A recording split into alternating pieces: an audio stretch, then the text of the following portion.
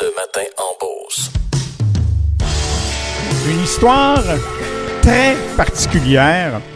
C'est assez rare qu'on voit un coroner qui va reviser ou amender son rapport, disant que d'une mort naturelle, on se retrouve avec une mort où on peut déterminer qu'il y a eu un manque de la part du personnel infirmier. Pour nous raconter cette histoire, M. Gilbert Vachon, il est le fils de Mme Gilberte Lemieux Vachon.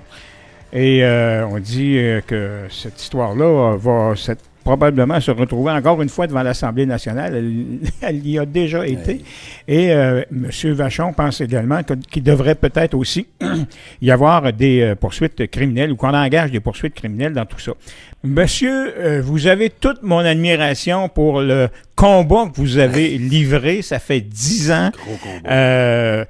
Écoutez, on voit les problèmes auxquels vous faites face actuellement. En matière criminelle, vous aurez toujours à vous battre avec ce qu'on appelle la notion du doute raisonnable et encore l'intention coupable de commettre un crime.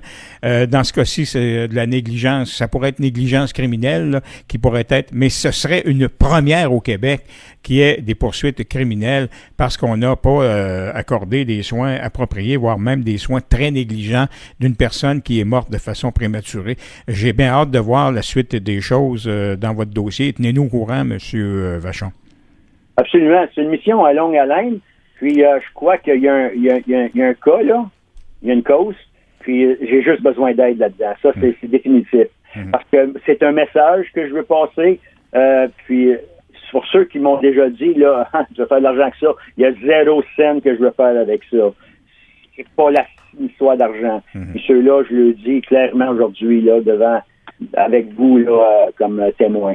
Puis, une affaire que j'ai peut-être pas été gentil avec le gouvernement, avec des mots assez durs durant les dernières années, mais ce que je tiens à dire, c'est que j'appuie l'idée qu'un projet de loi qui impose des amendes aux personnes qui ne prennent pas soin adéquatement des personnes en CHSLD. Je sais qu'il y a un travail qui se fait là-dessus en ce moment, mais ça, j'appuie ça. Monsieur Vachon, merci beaucoup de nous avoir parlé ce matin. C'est très apprécié. Merci beaucoup. Bonne journée.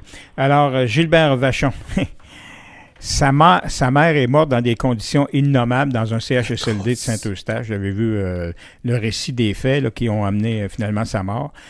N'eût été de l'intervention d'un médecin qui l'a fait sortir d'urgence de ce CHSLD-là. Elle serait probablement morte là. Lui, il a entrepris des démarches pour faire amender le rapport du coroner qui disait que c'était une mort naturelle et finalement, en bout de ligne, que la mort de madame est la responsabilité de complications de soins infirmiers et médicaux et non d'une mort naturelle. Ça va être un dossier intéressant à suivre. On s'arrête.